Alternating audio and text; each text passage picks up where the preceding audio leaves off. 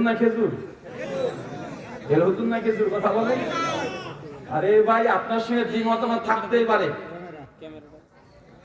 যদি আপনি এরকমই করেন যে আপনাদের সংখ্যায় বেশি আছেন, ওদের আলোচনা সভা করতে দেব না, তো ভারতের নরেন্দ্র মোদী জি তো ঠিকই করছে। ওরা হিন্দুরা বেশি, মুসলমানকে মসজিদ আজান দিতে দেবে কেন? ওদের গরু হচ্ছে মা, ওদের মা, ওরা বিশ্বাস করে, ওদের ভগবান বিশ্বাস করে। তো মুসলমান যদি খায় তো মুসলমানকে মারছে, আপনার যুক্ত যদি ভালোই করছে তাহলে। কারণ আপনারা সংখ্যাগরিষ্ঠ অধিকাংশ, তাই আপনাদের মতের বিপক্ষে গেছে। এই জন্য যদি আপনি ওয়াজ না পেলে যদি বাধা সৃষ্টি করতে চান, তাতে হিন্দুরা তো ইন্ডিয়াতে আমাদের ভারতে যা করছে তা আপনার বুদ্ধি অনুযায়ী তো ওরা তো ঠিকই করছে, তা আপনি এখন চিল্লাচিল্লি করেন কেন? ভাই, কোন আদর্শকে, কোন মতবাদকে, কোন মতবাদকে কখনো বাহুর জোর দিয়ে ঠেকানো সম্ভব নয়।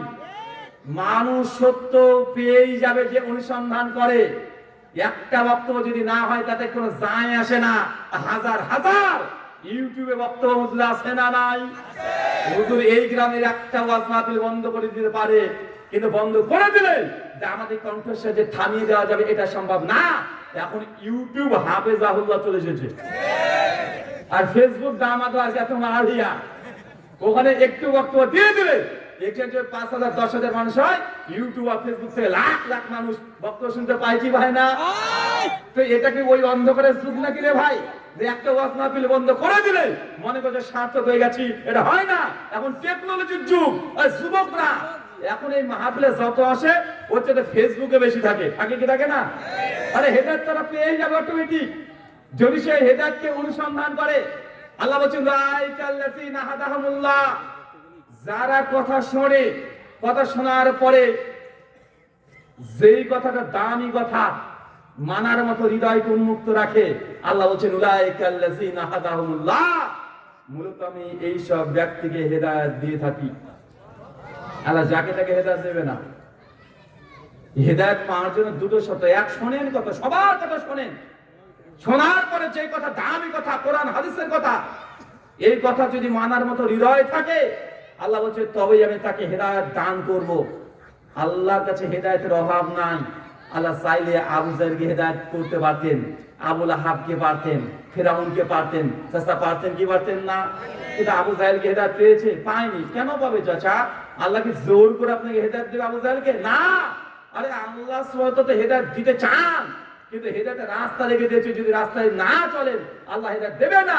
আরে নবী যখন কোরআন পড়তো, আবু জাহেল তার সঙ্গ পাঙ্গকে বেঁধে রেখে দিত, খবরদার মুহাম্মদের কাছে কেউ কোরআন শুনবে না। কারণ আবু জাহেল জানে নবীর কাছ থেকে যে কোরআন শুনে ওর সঙ্গে সে হেদায়েত পেয়ে যায়। তার জন্য নবীর মজলিস থেকে দূরে রাখার চেষ্টা করতো। এই চরিত্র মুসলমানের না আবু জাহেলের? আরে কথা শুনতে দেন সবাইকে, কথা শুনুক, কথা মানার দরকার নেই। সবার কথা শোনেন, মানার দরকার নেই। যতক্ষণ পর্যন্ত আপনি সত্য না পাচ্ছেন ততক্ষণ আপনি তদন্ত করতে থাকেন। কারণ যেহেতু মার্কেটে অনেক রকমের ধর্ম পাওয়া যায়, কোনটা সত্য কোনটা মিথ্যা জানার অধিকার আপনার আছে, আছে না নাই? এটা আপনার অধিকার আছে।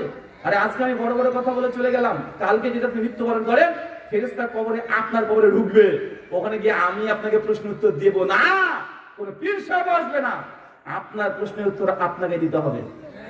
তাই যতদিন চোখ খোলা আছে ততদিন সুযোগ আছে কোনটা সত্য কোনটা মিথ্যা যাচাই করা। চোখ বন্ধ হয়ে গেলে এই সুযোগ আর নাই। দুনিয়াতে আমরা তো মানুষ, আমরা মূলত নিজেদের স্বার্থপর, নিজেরা নিজেদের দলে আমরা টানবো, এটাই স্বাভাবিক। কিন্তু আপনাকে এই জন্য শুনে সত্য খোঁজার চেষ্টা করতে হবে। পারবো তো ইনশাআল্লাহ? সম্মানিত সুধী, চলেন আমি তো একটা কথা বলি, শোনেন। না জানার চাইতে ভুল জানা বেশি ক্ষতি। কি বললাম কথা বলেন তো? না জানার চাইতে ভুল জানা অনেক খারাপ জিনিস। এটা উদাহরণ দিয়ে বুঝতে পারবেন। ধরেন আপনাদের এলাকায় 50-60 বছর অনেক চাচা আছে আমাদের। চাচাকে অপমান করছি না, বোঝার সুবিধার্থে বলছি। এখন এই চাচা কোরআন মাজিদ আরবি মাখরাজ সহকারে পড়া শিখেনি কোনোদিন। তো সূরা ফাতিহা মুখস্থ করেছে, 3 কুল তার মুখস্থ আছে, আয়াতুল কুরসি মুখস্থ আছে, কিন্তু আরবি পড়া জানে না। এমন আছে না নাই? সে কিভাবে শিখেছে? ওই বাংলা উচ্চারণ বই দেখে দেখে পড়ে পড়ে শিখেছে। এখন সে যদি বাংলা উচ্চারণ দেখে আরবি যদি প্রোনাউন্সিয়েশন করে পড়তে চায়, তাহলে মাখরাজ কি শুদ্ধ হবে? নিঃসন্দেহে হবে না, মিস্টেক হবেই, উল্টোপাল্টা হয়ে যাবে। এখন এরকম চাষা দীর্ঘ 40 বছর ধরে উনি নামাজ পড়ছেন বাংলা উচ্চারণ দেখে দেখে ফাতিহা পড়ে। এই জন্য সমাজে দেখুন অনেকে বলছে আলহামদুলিল্লাহ রাব্বিল আলামিন, পরে কি বলে না কথা বলেন কেন? বাংলা উচ্চারণ দেখে দেখে শিখেছে। এখন তার মাখরাজটা শুদ্ধ না, সে ফাতিহা জানে তবে ঠিকভাবে জানে না। এখন যদি সৌদি আরব থেকে সৌদির ইমাম কাবার ইমাম যদি শেখ সুদাইসকে ভাড়া করে নিয়ে আসি, আর যদি বলি আমাদের এখানে 5 জন এমন চাষা আছে যারা ফাতিহা জানে মাখরাজ শুদ্ধ না, আপনাকে 5 মাস সময় দিলাম চাষার মাখরাজ ছোঁয়া করে ফাতিহা মুখস্থ করে শিখিয়ে দেন। শেখ সুদাইস 2 দিন শেখানোর পরে 3 দিন আর থাকবে না, ও পালিয়ে চলে যাবে। বলে আমার দরকার নেই বাবা। কেন? কারণ একবার যে শিখে নিয়েছে সে যদি ভুল শিখে থেকে শুদ্ধ করে শেখানো এটা টাফ। মানে আপনি শিখে নিয়েছেন একবার, তাহলে আগে ব্রেন থেকে ডিলিট করতে হবে, এবার জিহ্বা থেকে ডিলিট করতে হবে, আবার যখন নতুন ঠিকটা শিখছেন আবার ব্রেনের মধ্যে ঢুকাতে হবে, আবার জিহ্বার সঙ্গে ঢুকাতে হবে, তারপর যখন বলতে শুরু করবেন ঘুরে ফিরে আগেরটাই চলে আসবে। আসে না? কারণ এটা হচ্ছে প্রবলেম। যে জানে তবে ভুল জানে, এটা বেশি ক্ষতিকর। কিন্তু যে জানেই না, 4 বছরে আপনার নাতি সুদাইসকে দরকার নাই, মসজিদে ইমামকে দিয়ে আসেন, হুজুর আমার নাতিটাকে সূরা ফাতিহা শিখিয়ে দেন তো। হুজুর 2 ঘন্টা সময় নিবে, ছোট্ট বাচ্চা 4 বছর ছেলেকে এত চমৎকার করে ফাতিহা শিখিয়ে দিবে। আপনার সামনে যদি আপনার 4 বছরের নাতিও যদি ফাতিহা করে শোনায় তো আপনার লজ্জা লাগবে, এত সুন্দর করে পড়ছে। হয় কি হয় না কথা বলেন? কেন? কারণ এই বাচ্চাটা জানতোই না, ও যেটা শিখেছে ঠিকই শিখেছে। আর সে ব্যক্তি জানে যে ভুল জানে, যে ভুল জানে তাকে শেখানো খুব মুশকিল, তাকে শেখানো খুব মুশকিল।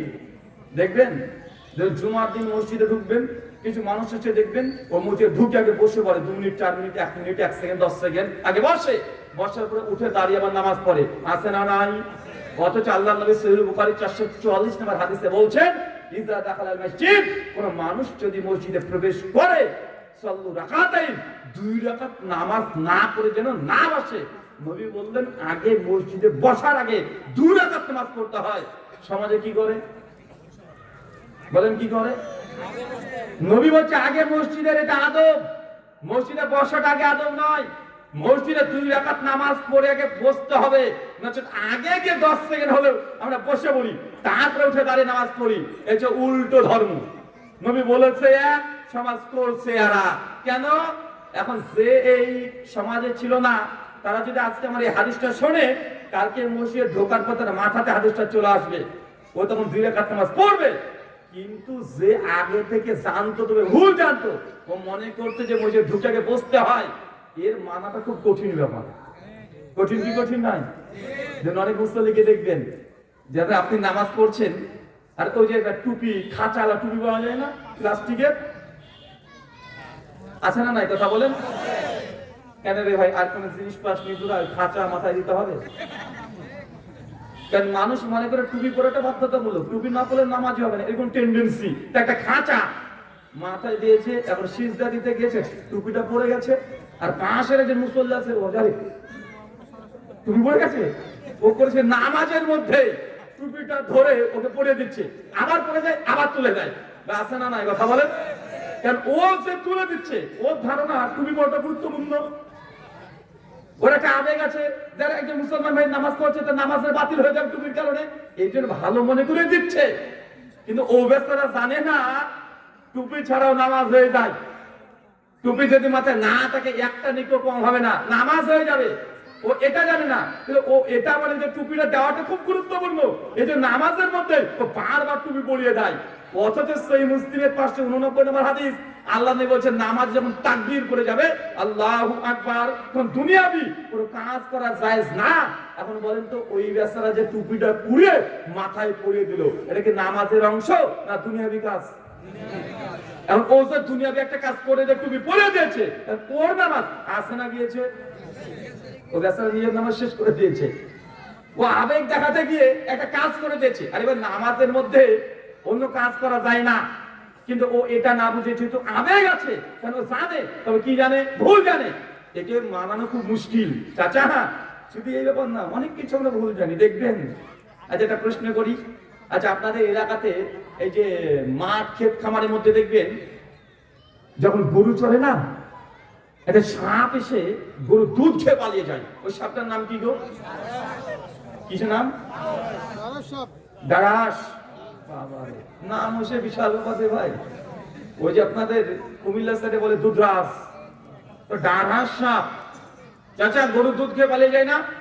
আরে বলেন না গো, খেয়ে পালিয়ে যায় তো। আচ্ছা, যারা ম্যাট্রিক পরীক্ষা দিয়েছেন, ক্লাস 10 পাস করেছেন, তাদের কাছে প্রশ্ন, আচ্ছা বলেন তো, সাপ কি দুধ খেতে পারে? চাচা, সাপ যে দুধ খেতে পারে না, কিন্তু মানুষ মনে করে সাপ দুধ খেয়ে পালিয়ে যায়। এখনকার যুগে আর মানুষকে বোকা দিয়ে বক্তব্য দেওয়ার যুগ চলে গেছে। কেন? কারণ এখন যে কোনো তথ্য সেকেন্ডের মধ্যে যাচাই করা যায়, যায় কি যায় না? এই যে হাতে এখন মোবাইল আছে, গুগল মামু আছে, গুগল মামু কি এখন যদি লিখে দেয় সাপ কি দুধ খায়, উত্তর দেবে কি দেবে না? আরে এখন তো গুগল বৃদ্ধ হয়ে গেছে, ওল্ড ম্যান হয়ে গেছে। এখন এর চাইতে উন্নত মানের এআই, চ্যাট জিপিটি আছে না নাই? ডিপসিক আছে না নাই? চ্যাট জিপিটি কে যদি এখন প্রশ্ন লিখে দেয় যে সাপ কি দুধ খায়, চ্যাট জিপিটি হাফেজাহুল্লাহ ও উত্তর রেফারেন্স দিতে পারবে কি পারবে না? আরে ভাই, সাপ তো দুধই খায় না। তো চাচা, এতদিন ধরে শুনে আসছেন যে কিছুদিন আগে আমাদের ইন্ডিয়ার উত্তর প্রদেশে একটা মন্দির আছে, মন্দির হচ্ছে নাগ মাতা মন্দির। হিন্দু ভক্তরা ওখানে যায়, সনাতনী দাদারা। কারণ হিন্দু দাদারা মনে করে সাপ হচ্ছে ভগবান, এবং সাপকে দুধ খাওয়াতে লাখ লাখ ভক্তরা ওখানে যায়। প্রত্যেক নাগ পঞ্চমীতে কুইন্টাল কুইন্টাল দুধ দিয়ে আসে। তা আমাদের ইন্ডিয়ান কিছু হিন্দু আছে যারা একটু বিজ্ঞান মনস্ক, তারা বলছে কি ব্যাপার, আমরা সায়েন্সে বলছি সাপ দুধ খায় না, তো মন্দিরে লাখ লাখ টন দুধ দেয়, দুধ খায় কি? সাপ তো দুধ খেতে পারে না। আর দুধ যদি সাপকে খাইয়ে দেন জোর করে, ও বেচারা 7-8 ঘন্টা পর এমনি সিট পড়ে মরে পড়ে থাকবে। কেন? দুধকে খাওয়ার পরে হজম করার জন্য যে এনজাইম দরকার, সে এনজাইম সাপের শরীরে নাই। আর বাঘকে যদি আপনি সবজি খাওয়াই দেন, বেচারা বাঁচবে না মরবে? আচ্ছা, গরুকে যদি আপনি মাংস খাওয়াই দেন, ও বাঁচবে না মরবে? তার এগুলো খাবার না, তো সাপ দুধ হজম করতে পারে না। কারণ ওই ব্যক্তিটা বলছে তো দুধ খায় কি? তদন্ত শুরু করেছে, ও 1 সপ্তাহ তদন্ত করে দেখছে মন্দিরে হিন্দু দাদারা যেখানে এইভাবে মানে দুধ ঢালে, তল দিয়ে পাইপ করা আছে, একদম পাইপ দিয়ে মন্দিরের পেছন দিক দিয়ে বড় বড় ড্রাম ঢায়, আর ট্রাক দাঁড়িয়ে আছে, ট্রাকে তুলে নেয়, ওই দুধ নিয়ে গিয়ে মন্দিরের সামনে দোকানদার কাছে বিক্রি করে, আবার ভক্তরা কিনে, আবার মন্দিরে দেয়, আবার পিছন দিয়ে যায়, বারবার বলে বিক্রি হচ্ছে। মানে এক দুধ 1000 বার বিক্রি হয়। সাপ তো দুধ খায় না। আপনি হাসলেন, আরে এই জিনিসটা আমাদের মাজারেও হয়। আরে আপনি চাদর দিয়ে আসেন, এক চাদর সারাদিন যা হলো ও ভোরবেলা থেকে দোকানে বিক্রি করবে, আবার পরের দিন মানুষ ওই চাদর কিনবে, আবার মাজারে দিবে, আবার কিনবে, বারবার এক চাদর বিক্রি হয়। আরে শুধু হিন্দুদেরকে দেখে আপনারা হেসে দিলেন, আর আপনি করেন না? আর আপনার মধ্যে আর ওর মধ্যে পার্থক্য কি? আরে ওরাও দেবী দুর্গার কত সুন্দর 10-12টা হাত আছে, দেখতে একটা মূর্তি বেশ ভালোই লাগে, তার কাছে গিয়ে তারা প্রার্থনা করছে, ইয়া দেবী সর্বভূতেষু মাতৃরূপেষু সংস্থিতাঃ নমস্তাস্যৈ নমস্তাস্যৈ নমস্তাস্যৈ নমো নমঃ। মন্দিরে মন্ত্র পাঠ করেছে, দাঁড়িয়ে থাকবেন, দেখবেন হাতে একটু প্রসাদ চলে আসে, আসে না? নাই কথা বলেন। আপনি মাজারে চলে যান, মাজারে গিয়ে দেখবেন করছে, ইয়া নবী সালাম আলাইকা ইয়া হাবিব, মানে এমন চমৎকার করে করে, একটু বাদে করে আসছে তো আবার রূপ, আছে না নাই? মন্দিরে যেটা আছে সেটা দাঁড়িয়ে, আর আমাদের মাজারে যে আছে হচ্ছে শুয়ে। মন্দিরে যারা থাকে বেশিরভাগ মা, হিন্দু দাদাদের কি আছে? লক্ষ্মী মা, কালী মা, সরস্বতী মা, মনসা মা, জগদ্ধাত্রী মা, মার মা। আর আমাদের মুসলমানের আছে কি? বাপ, কত যে বাপ, কত যে পীর বাবা, মানে মা পাওয়া মুশকিল। আর হিন্দুদের সব মা, বাবা পাওয়া খুব মুশকিল। মানে আমাদের উল্টো হয়ে গেছে। মানে আমরা যেহেতু করে গোস খাই, ওরা তখন করে বলছে ভগবান। মানে আমরা উল্টো হয়ে গেছি, এমনটা মনে হচ্ছে না? আরে আপনার মধ্যে তো আমাদের পার্থক্য পেলেন কোথায়? পার্থক্য একটা শুয়ে আছে, একটা দাঁড়িয়ে আছে, এছাড়া পার্থক্য কিছু দেখা যায় না। কিন্তু মানুষ আবার ওর কাছে গিয়ে মনে করে ওর কাছে গেলে সবকিছু পাওয়া যায়, মনে করে কি করে না? আর করে। শোনেন, সাপ দুধ খায় না চাচা। কিছু গ্রামে দেখবেন তার বাইরে যদি সাপটা বেশ একটু দেখা যায়, একটা সাপ উড়ে আসে, সাপ উড়ে সাপ ধরতে, একটা বিন নিয়ে চলে আসে, বাঁশি প্যাপু করে বাজাচ্ছে, আর সাপ বেরিয়ে চলে আসছে, আসি গেছে না, কথা বলেন চাচা, সাপের কানই নাই, ও শুনতে পাই না, তো বীর বাজে ডাকে কাকে, তো সাপ আসে কেন, বা সাপ ফা করে কেন? আচ্ছা ও শুনতে পায় না, চোখ আছে, কি আছে, চোখ আছে, যখন ওই লাঠিটা দিয়ে বাঁশিটা এবং নড়াচ্ছে, সাপ তখন দেখতে পাচ্ছে, আর সেলফ ডিফেন্সের জন্য সে বারবার ছবল মারে, সাপ শুনতেই পায় না। কিন্তু মানুষ ওকে ডাকছে এইভাবে, সমাজে দেখা যায় কি যায় না? আর আপনাদের শত শত এরকম দেখাতে পারবো যে আপনি ভুল জানেন, সমাজে আছে ভুল। আরেকটা বলি, আচ্ছা বড়দিন কয় তারিখ? 25শে ডিসেম্বর, এটা কয়েক সপ্তাহ আগে চলে গেছে, তাই না? 25শে ডিসেম্বর, 25 ডিসেম্বর, এটা বড়দিন, পুরো বিশ্বের মানুষ পালন করে কি করে না করে। আচ্ছা যারা মাধ্যমিক পাস করেছেন তাদেরকে বলি, না চাচা আপনিও বলতে পারবেন, চাচা বলেন তো শীতকালে দিন ছোট হয় না বড় হয়? এই যে এখন তো শীতকাল চলছে, তাই না? এক সপ্তাহ আগে তো ডিসেম্বর ছিল, তো ডিসেম্বর কি শীতকাল না গরমকাল?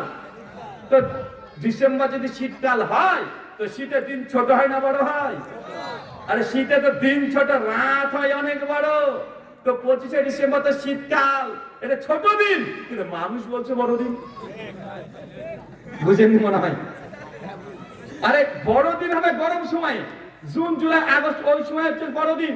22শে জুলাই এটা হচ্ছে সবচেয়ে বড়দিন হয়, প্রায় 13 ঘন্টা 26 মিনিট পর্যন্ত। শীতকাল হয় দিন ছোট, রাত হয় বড়। বাঙালি আমরা বলছি এটাই বড়দিন, আছে না ভাইজান? আচ্ছা আর আপনাকে বলবো, আপনি কত নেবেন? আপনাকে শত শত বলতে পারবো যে গ্রাম বাংলার মানুষ আমরা একটা ভুল জানি, কিন্তু আপনাকে যদি আবার শুধরানোর চেষ্টা করি, আপনি তারপরে শুধরাবেন না, ঘুরে ফিরে আগেরটাই মানবেন, এমন আছে না নাই? আছে। আচ্ছা আর একটা প্রশ্ন করি, চাচা বলেন তো আশরাফুল মাখলুকাত কে? বলেন, আশরাফুল মাখলুকাত, সৃষ্টির সেরা কে? মানুষ, তাই তো? সবাই একমত তো আপনারা? চাচা ফেরাউন মানুষ না? মানুষ না? তো ফতোয়া দেন ফেরাউনকে আশরাফুল মাখলুকাত বলেন, বলেন ফেরাউন হচ্ছে আল্লাহর সৃষ্টির সেরা, বলেন।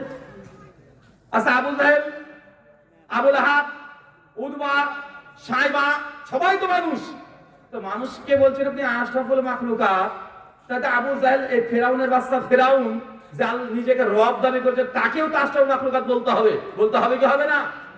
তা আপনি বলছেন যে আশরাফুল মাখলুকাত, তো এদিকে আশরাফুল মাখলুকাত বলতে পারবেন? আচ্ছা তাসলিমা নাসরিনকে বলেন ওটা আল্লাহর আশরাফুল মাখলুকাত। আচ্ছা 5ই আগস্টের আগে আপনাদের এই দেশে যে ছিল, যে চলে গেছে, বলেন ওকেও বলে আশরাফুল মাখলুকাত? নেন বলেন, বলবেন না? তো একটু আগে বললেন যে মানুষ আশরাফুল মাখলুকাত। চাচা এর মতো মিস্টেক আছে। ইমাম ইবনে কাইয়িম আল-জাওজির রাহিমাহুল্লাহ তার মানার 26 নম্বর পৃষ্ঠায় তিনি আলোচনা করতে গিয়ে বলছেন যে মানুষের মধ্যে যারা ঈমানদার, যাদের ঈমান আছে, তারা আশরাফুল মাখলুকাত, আর যার ঈমান নেই, বেঈমান, সে হচ্ছে শাররুল বারিয়া, তার সৃষ্টি নিকৃষ্ট। সূরা বাইনা আয়াত নম্বর 7। তা আমাদের মধ্যে ভুল ধারণা আছে না নাই? কথা বলে। আর সব মানুষ আশরাফুল মাখলুকাত না। সবাইকে যদি আশরাফুল মাখলুকাত বলতে হয়, যারা আল্লাহকেই মানে না, যারা নাস্তিক, যে শিরক করছে, তাকেও তো সৃষ্টির সেরা বলতে হবে। কিন্তু আল্লাহ কোরআনে বলছে শাররুল বারিয়া, যারা আল্লাহর সাথে শিরক করে এরা সৃষ্টি নিকৃষ্ট, আর যাদের ঈমান আছে খায়রুল বারিয়া, তারা সৃষ্টির মধ্যে সবচেয়ে উত্তম ব্যক্তি। সূরা বাইনা আয়াত 6, 7, 8 পর আছে, কিন্তু সব মানুষগুলো আশরাফুল মাখলুকাত। চাচা আর একটা প্রশ্ন করি, মানে আপনাকে আমার উদ্দেশ্য এটা নয়, আপনি শুধু বুঝাচ্ছি যে আমাদের ধর্মের নামে উল্টো পাল্টা সমাজে চলছে। এখন আমরা যদি এই কথাগুলো বলতে যাই, বলতে যে এরা ফিতনা করছে, ভাই বলে কি বলেন? কথা বলে মানুষকে শুধুমাত্র গান দিয়ে, গজল দিয়ে, আর কবিতা দিয়ে, আর বড় পীর, ছোট পীর, মেজ পীর, সেজ পীর, আর গল্প বলে মানুষের মগজগুলোকে ওই দিকে জনগণ নিয়ে চলে গেছে। কিন্তু আসলে কোরআন সুন্নাহর যে কথা, প্রকৃত দিন মানুষকে দেওয়া হয় না। দেখবেন বেশিরভাগ ওয়াজ চলছে কি, শুধু পীর বাবার গল্প, বুজুর্গের গল্প, এর গল্প, ওর গল্প, কবে কোন পীর এসেছে তার গল্প, ওই পীর এই করতে পারতো, এই করতে পারতো। আমি এই জন্য বলেছিলাম যে তোমাদের হাক্কানি পীর নাকি মরাকে জীবিত করে দেয়, শোনেন নাই?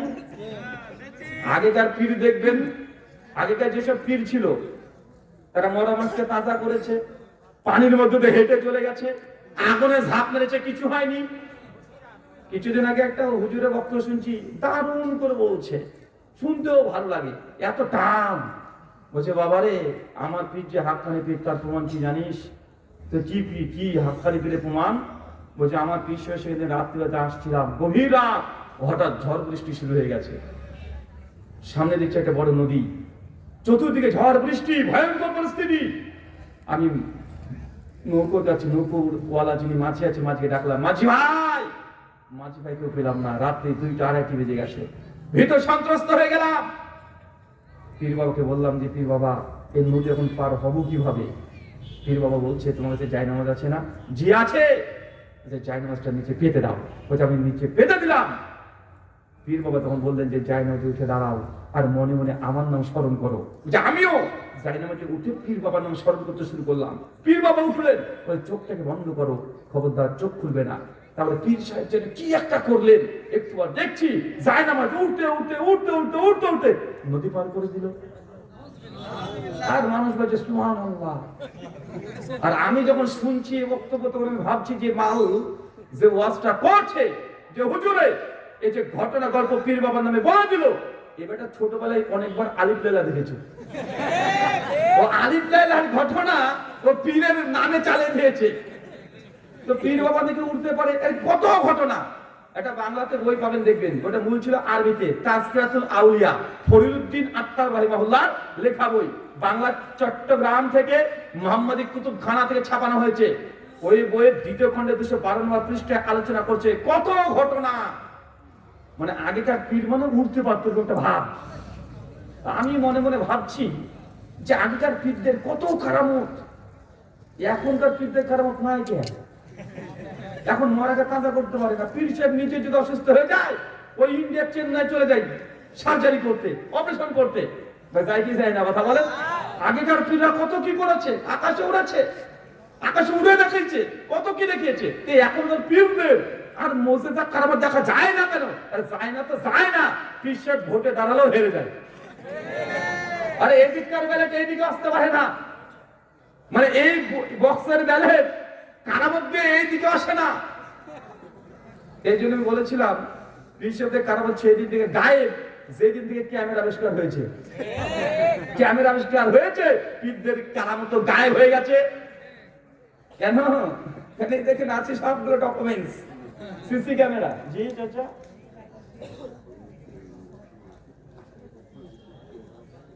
ও টাকা দিবেন? এই টাকা দিয়ে যে এমনি আমি তো টাকা তুলতে পারি না।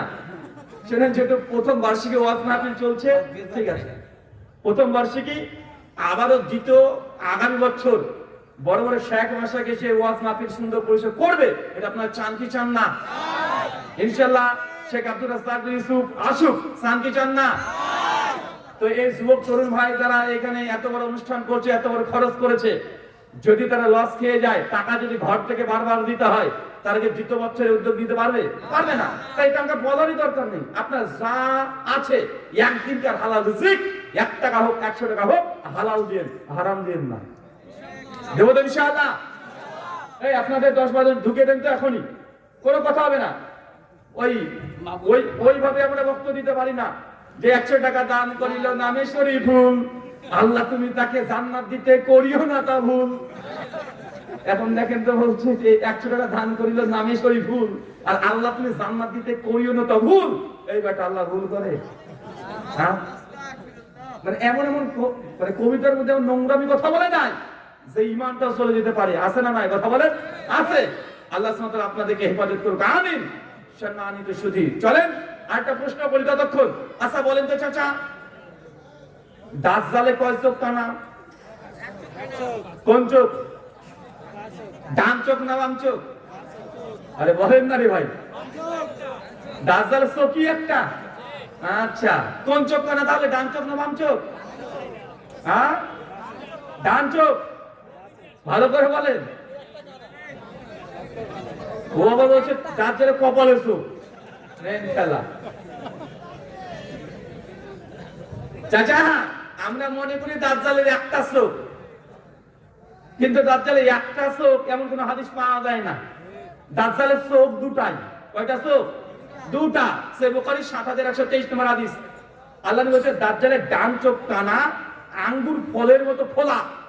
সুনান ইবনে মাজাহ 4071 নম্বর হাদিস বলছে দাজ্জালে বাম চোখ ত্রুটিপূর্ণ, কি ত্রুটিপূর্ণ, যেটা ঝলসানো এই চামড়া এখানে ঝলসে চোখের সামনে চলে এসেছে, মানে 100 পুরোটাই কেনা বেচারা কিছুই দেখতে পায় না, আর 100 কি মানে ত্রুটিপূর্ণ, মানে আমসা দেখতে পায়, একটু একটু দেখতে পায়। কিন্তু বাঙালি মনে করে দাজ্জালে একটা চোখ, আর কেউ কেউ মানে কপালের চোখ লেখা আছে, আর উপরে কাফের লেখা আছে, মনে করে কি করে না, মানে কত যে ভুল ভ্রান্তি ঢুকে আছে ধর্মের নামে, মানুষ কিভাবে কি বলছে এগুলো প্রচার করে দিয়েছে, আর মানুষ মনে করে এগুলো আসলে ধর্ম, মনে করে কি করে না। আরেকটা প্রশ্ন করি, চাচা নবী মেরাজে গিয়েছে না, কিসে গিয়েছে, আরো জোরে বলেন, মেরাজ কিসে গিয়েছে, পুরা। আচ্ছা এখন যদি বলি এটাও ভুল, এটাও ভুল, মানে হার্ট অ্যাটাক করবে, আগে কথা শোনেন তারপরে হার্ট অ্যাটাক করেন পরে শোনেন। ওই রাত্রিতে নবীকে আল্লাহ দুটো সফর করিয়েছে, এক মক্কার মসজিদ থেকে টেম্পল অফ সুলাইমান জেরুজালেমের মসজিদ, মসজিদ আল আকসা, এই মসজিদ পর্যন্ত যে ভ্রমণটা রাত্রিবেলাতে করিয়েছে এটা হচ্ছে বুরাকে, এটা কিছু হয়েছে বুরাকে, তারপর বুরাকটাকে ওখানে বেঁধে রেখে দিয়েছে। এরপর জেরুজালেমের এই মসজিদ আল আকসা থেকে সিদরাতুল মুনতাহার, এই যে সফর এটাকে বলা হয় মিরাজ, এটা কি, এটা মিরাজ। আর এই মসজিদ থেকে এই মসজিদ এটাকে বলে ইসরা, এটাকে কি বলে, কোরআন মাজিদ সূরা বানী ইসরাইল ইসরা নামে একটা সূরা আছে না, তো এই মসজিদ থেকে এই মসজিদ এটা মিরাজ নয়, এটা হচ্ছে ইসরা। মিরাজ কোনটা, মসজিদুল আকসা থেকে যখন আসমানে চলে গেছে সিদরাতুল মুনতাহার, এটাকে বলে মিরাজ, নাইট জার্নি, মানে রাত্রি ভ্রমণ, নৈশ ভ্রমণ। এটা হচ্ছে কার মাধ্যমে, ফেরেশতা জিবরিলের মাধ্যমে, সিঁড়ির মাধ্যমে। এটা বুরাক ছিল না, বুরাককে তো বেঁধে রেখে দিয়েছে। আর এই যে মিরাজ হয়েছে এটা বুরাকের মাধ্যমে নয়, এটা জিবরিল ফেরেশতার মাধ্যমে। কথা কি আমার বুঝতে পারছেন? আপনাকে এতগুলো কথা বলে ফল কথা এটা বোঝানোর চেষ্টা করছি যে ধর্মের নামে সমাজে অনেক উল্টো পাল্টা কথা আছে, কিন্তু আপনি যদি না শুনেন তাহলে আপনি বুঝবেন কিভাবে? কথা বুঝতে পারলেন না মনে হয়? আমি যে কথা বললাম আমার কথা মানার দরকার নেই, আপনি আমার কথাগুলোকে তদন্ত করতে শুরু করেন। আমি কোরআনের রেফারেন্স দিচ্ছি, হাদিসের রেফারেন্স দিচ্ছি, সেগুলো মিলিয়ে দেখেন।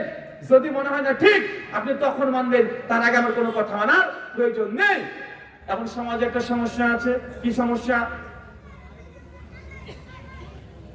এলাকাতে মিলাদ হয়, কিয়াম হয়, হ্যাঁ মাঝে মাঝে কিয়ামও হয়। আচ্ছা নামাজ শেষে মুনাজাত হয়, হয়। ভালো করে শুনেন, মিলাদ হচ্ছে, কিয়াম হচ্ছে, মুনাজাত হচ্ছে, একদল করছে, বলছে জায়েজ, করলে নাকি হয়, আছে না নাই ফতোয়া? আর একদল বলছে মিলাদ, কিয়াম, মুনাজাত এগুলো বেদাত, করলে গুনাহ হয়, এই ফতোয়া আছে না নাই? এখন আপনি জনগণ, আপনি কোনটা মানবেন বলেন? কারণ আপনি তো দেখবেন হুজুরকে, তাই না? দেখেন যারা বলছে মিলাদ, কিয়াম, মুনাজাত জায়েজ, বাপ মারা গেলে 40 জায়েজ, এদের দলে দেখছেন বড় বড় আলেম 22 হাত 24 হাত পাগড়ি পরেছে, জুব্বা পরেছে, জিব্বা দিয়ে ফতোয়া দিচ্ছে, বড় বড় তাদের মাদ্রাসা আছে, 20 বছরের মাদ্রাসায় নিজে পড়েছে, 40 বছরের বুখারী দাস দিচ্ছে, তারাও বলছে মিলাদ, কিয়াম, মুনাজাত 40 সব জায়েজ। এদের দলে বড় বড় আলেম আছে না নাই? আবার যারা বলছে বেদাত, বিদাত মানে করলে গুনাহ হবে, জাহান্নামে যেতে হবে, এলে পাপের কাজ হবে, এদের দলে বড় বড় আলেম মক্কা মদিনা থেকে পাশ করে এসেছে, ভারত দারুল দেওবন্দ থেকে পড়ে আসছে। এদের মধ্যে দেখছেন যে না, এদের সুব্বা হাব্বা মোটেও কম না, এদের বড় বড় মাদ্রাসা আছে, 20 বছর এরা মাদ্রাসায় পড়েছে, 40 বছর বুখারী দাস দিচ্ছে, আছে না নাই? এখন দুই দলেই তো হুজুরের অভাব নাই। এখন দুই দলের আলেমদের ফতোয়া, একজন বলছে জায়েজ, একজন বলছে বেদাত। এখন জনগণ চাচা আপনি কি করবেন? বিপদে তো আমরা।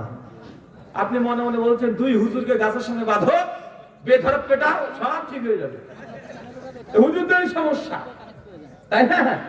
শোনেন চাচা, মার্কেটে বাজারে যখন যাবেন না, সব রকমের জিনিস পাওয়া যাবে। দেখবেন 5,000 টাকা দামের ইলিশ মাছ, একদম বরিশাল চাঁদপুরের ইলিশ মাছ 2 কেজি 2.5 কেজি 5,000 টাকা কেজি। একজন দোকানদার নিয়ে বসে আছে, আর পাশেই বসে আছে একজন 50 টাকা কেজি পচা পুঁটি মাছ। দিন শেষে দেখবেন 2 মাছই শেষ হয়ে যায়, ওই পচা পুঁটি মাছের কাস্টমার থাকে, আবার 10,000 টাকা কেজি ইলিশ মাছের কাস্টমারও থাকে। এখন আপনি কোনটা কিনবেন এটা আপনার ব্যাপার। কথা বুঝলেন না মনে হয়? আরে সমাজে তো 2 রকমের ফতোয়া আছে, তো জনগণ চাচা আপনি কি করবেন? আরে আপনার যার দরকার হচ্ছে জান্নাতে। কোথায় যার দরকার? জান্নাতে। এবার বুঝেন, একজন হচ্ছে মিলাদ কিয়াম মুনাজাত চল্লিশে সব জায়েজ, একজন হচ্ছে সবগুলো বেদাত। এখন যদি মিলাদ কিয়াম মুনাজাত করেন তাহলে কি হবে? যারা জায়েজ বলছে তাদের কথা অনুযায়ী নেকি হবে। কি হবে? কথা বলেন, কি হবে? আমার দিকে তাকান, কি হবে? নেকি হবে। আর যারা বলছে মিলাদ কিয়াম মুনাজাত 40 করে বেদাত, যদি করেন তাহলে কি হবে? গুনাহ হবে, জাহান্নামে যাওয়ার জন্য প্রস্তুতি নিতে হবে। আর জনগণ আমরা তো বুঝতে পারছি না যে কোন হুজুরের ফতোয়া ঠিক।